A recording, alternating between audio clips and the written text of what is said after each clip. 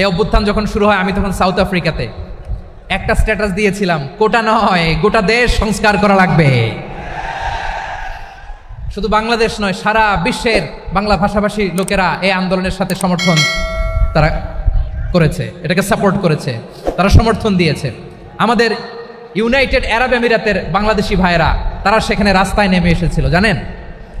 ওইখানে ডেমনস্ট্রেশন করা যায় না, সেখানকার সরকার তাদেরকে যাবজ্জীবন দিয়েছিল। তখন আমাদের এই যে প্রধান উপদেষ্টা ডক্টর মোহাম্মদ ইউনূস সরাসরি G2G বলে, এটারে G2G, government to government, G2G, উনি চিঠি লিখলেন যে তাদেরকে, ইউর হাইনেস, হে সম্মানিত আমির, আপনি আমার এই চিঠির কারণে আমার সম্মানে এই 53 জন বাংলাদেশিকে মাফ করে দেন। এই চিঠির বদৌলতে বেকসুর খালাস পেয়ে গিয়েছিল আমাদের ভাইরা, জানেন না এই ঘটনা আপনারা? তাহলে গভর্নমেন্ট টু গভর্নমেন্ট চিঠি দেওয়া হয়।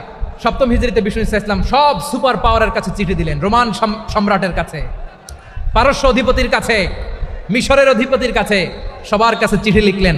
চিঠির ভাষা ছিল এরকম, মিন মুহাম্মাদিন রাসূলিল্লাহ ইলা মুকাওকিস আযীমিল কিবত, মুহাম্মদ রাসূলুল্লাহর পক্ষ থেকে মিশরের বাদশার কাছে, আসলিম তাসলাম, ইসলাম মানো শান্তিতে থাকবা, সালামুন আলা মান ইত্তাবা আল হুদা, শান্তি তার জন্য যে হেদায়েতের অনুসরণ করে। সুবহানাল্লাহ পড়েন। তো এই চিঠি অনেকে ভালোভাবে রিসিভ করেছে, অনেকে এই চিঠি পাওয়ার পরে নবীর কাছে আবার ইন রিটার্ন উপহার পাঠিয়েছে। মিশরের বাদশাহ মুকাওকিস তিনি বিশ্বনবীকে বিশাল এক উপহারের ডালি পাঠিয়েছেন।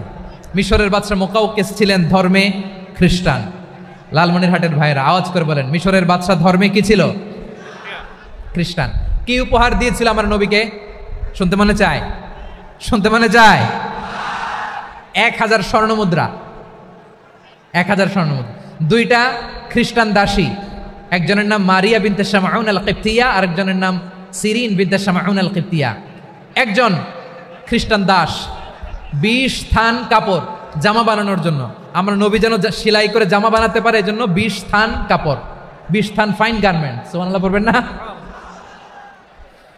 এরপরে একটা গাধা যেটার নাম ছিল উফাইর, আর একটা খচ্চর, এটার নাম ছিল দুলদুল। খচ্চর চিনেন? গাধা আর ঘোড়ার ক্রসিং এ যে প্রাণীটা দুনিয়াতে আসে ওটার খচ্চর বলে। তো এই যে সুপার পাওয়ার খ্রিস্টান বাদশার কাছে নবী চিঠি লিখলেন, ওই খ্রিস্টান বাদশা আমার নবীকে উপহার দিল, বিশ্বনবী এই উপহারগুলো সানন্দে গ্রহণ করেছে। সুবহানাল্লাহ পড়বেন না? তাহলে অমুসলিম কেউ যদি আপনাকে উপহার দেয়, হালাল উপহার হলে আপনি গ্রহণ করতে পারবেন। অনুরূপভাবে পারস্যের বাদশাহ রোম সম্রাট বিশ্বনবীকে উপহার পাঠিয়েছেন, আমার নবী সবগুলো উপহার গিফট গ্রহণ করেছেন। সুবহানাল্লাহ বলেন। তাহলে প্রিয় লালমনিরহাট আওয়াজ করে বলুন, ইসলাম কি ন্যারো মাইন্ডেড রিলিজিয়ন না ব্রড মাইন্ডেড? আম্মা জান